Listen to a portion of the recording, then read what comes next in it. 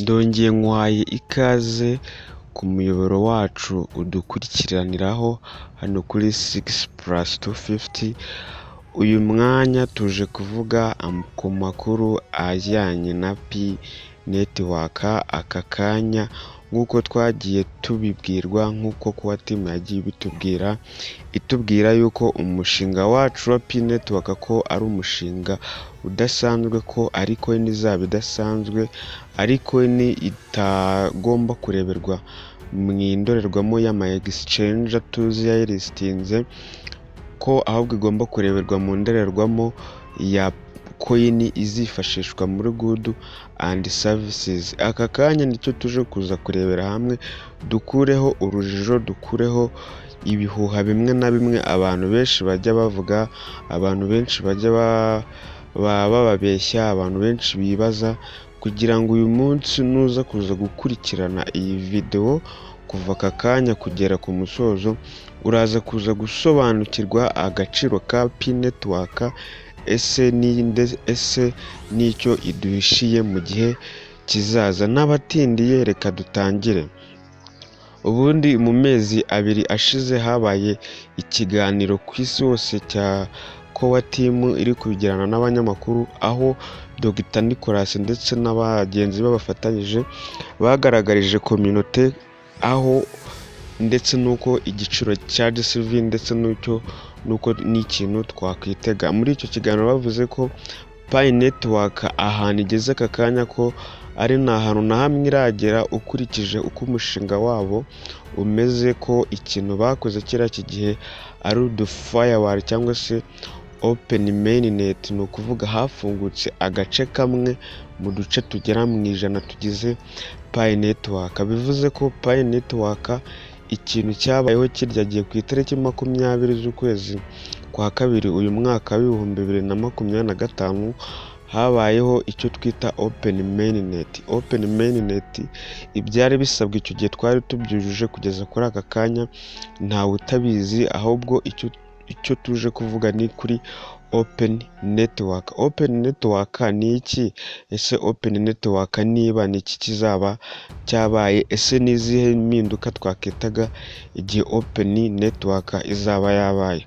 Mu by'ukuri kugeza aka kanya ikintu dutegereje ni Open Network, kuko Open Mainnet yo twarayibonye. Open Network ni igihe ari ama application cyangwa se ama dApps yihuje na Pi Network azaba yemerewe kuba yatanga ibicuruzwa byayo bagendeye ku giciro cya Pi Network cyangwa se twifashishije Pi coin. Nicyo gihe Open Network izaba yabaye, ni naho Pi nyirizina izagira agaciro niho Pi nyirizina izagira agaciro. Ni nabwo tuzamenya ese mu myaka 20 cyangwa se 15 uko Bitcoin kugeza aka kanya uko ihagaze, no tuzamenya agaciro ka Pi Network mu myaka iri imbere kazaba kameze gate. Niyo mpamvu rero Open Network ariyo dutegereje cyane, ariyo mpamvu ngushishikariza kuba utagurisha Pi zawe aka kanya, kuko ushobora kuzigurisha aka kanya ukazicuza icyatumye ugurisha Pi yawe igihe Open Network izaba yabaye.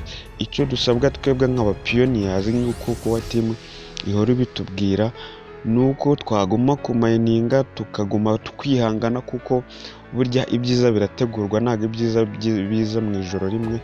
Aka kanya Bitcoin ize ku 117, ariko bibuka ko yigeze no kuza ikagera kuri 0.01 by'amanyarwanda mu 2011, I think, oya mu 2008 niba atari 2009, kuko nicyo gihe yaziye.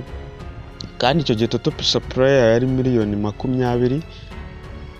Aka kanya igeze ku gaciro k'ibihumbi 17 by'idolari. Rero na Pi yacu kugeza aka kanya abantu bayimining urebye ku isi ni bakeya cyane, ndetse urebye na strategy Core Team ikoresha kugira ngo igabanye Pi zijya ku isoko abantu bagurisha, ubona yuko uyu mushinga ari umushinga udasanzwe, dore yuko abakuru b'ibihugu bamwe na bamwe, twavuga nk'igihugu gikomeye nka Amerika, aho Donald Trump yavuze ko ku itariki ya mbere y'ukwezi kwa mbere 2026 ubwo ni kuri Bonane ko Pi Network izaba yatangiye gukoreshwa nka coin idahinduka, nka coin yifashishwa mu kugura no kugurisha ibicuruzwa mu gihugu cye cya Leta Zunze Ubumwe za Amerika. Bivuze ko tariki ya mbere y'ukwezi kwa mbere umwaka utaha wa 2026 nibwo tuzamenya iherezo rya Pi Network. Ubwo ni ukuvuga yuko ari muri Q1 cyangwa se igihembwe cya mbere cya 2026. Gusa no kuri muri uyu mwaka ikintu twakitega ni uko Pi Network kugeza aka kanya kuba yaramanutse nta gikuba cyacitse, kuko iriya ni coin iyo ari yo yose igiye kuri exchange iba igomba kugira volatile, usibye USDT niyo itajya igira volatile cyane kuko ihora kuri stable coin, nk'uko bashaka kugira ngo Pi coin nayo izabe stable coin. Rero coin iri kuri exchange igomba kugira volatile, ni ukuvuga kuzamuka ndetse no kumanuka kw'ibiciro ku isoko biba bigomba kubaho. Rero ibi ngibi biri kuba muri iyi minsi ntibibakange. Mu mezi atatu ashize cyangwa se mu mezi abiri yari yarazamutse igera kuri 0.17 by'idolari, igera ku idolari rimwe n'ibice 7 by'idolari, ariko kugeza aka kanya yageze no kuri 0.33 by'idolari, ariko kugeza aka kanya igeze kuri 0.38. Bivuze iki? Pi uyu mwaka twakitega yuko uzarangira ihagaze neza ku ma exchange, kuko hari aba-influencer cyangwa se ibinyamakuru bimwe na bimwe bijya bivuga ko Pi Network cyangwa se iyi Pi coin uyu mwaka cyangwa se muri quarter ya kane cyangwa se igihembwe cya kane cy'umwaka ko izazamuka ikaba yagera no ku madolari 5 bitarenze 2025. Bivuze iki? Wowe uyifite uyu munsi cyangwa se niba utayifite, jya kuri exchange uzigure uzibike, kuko uyu mwaka uzarangira ufite amafaranga menshi avuye muri Pi coin.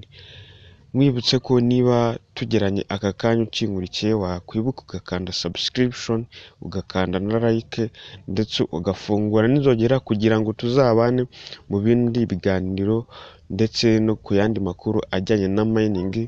Situvuga kuri Pi gusa, tuvuga no kuri mining zigiye zitandukanye. Stay tuned, ndabakunda cyane.